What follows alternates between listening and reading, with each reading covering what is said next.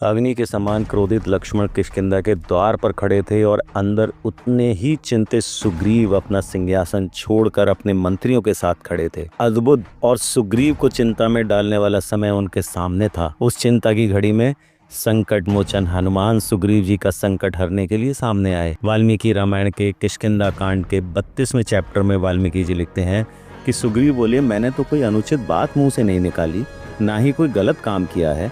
फिर रघुनाथ जी के छोटे भाई लक्ष्मण मुझ पर इतने क्रोधित क्यों हैं? मैं बस समझ नहीं पा रहा हूँ।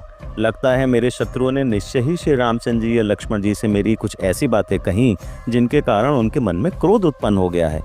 रघुनाथ जी मेरे मित्र हैं, इसलिए मुझे उनसे कोई डर नहीं है। फिर भी किसी के द्वारा थोड़ी सी भी चुगली कर देने पर प्रेम में अंतर आ जाता है, इस कारण मैं डर गया हूँ। तो हनुमान जी बोले, कपिराज, मित्र के द्वारा किए गए उपकार को आप भूल नहीं रहे हैं। रघुनाथ जी ने किसी बात को ना सोचते हुए इंद्र के समान पराक्रमी बाली का वध कर दिया था।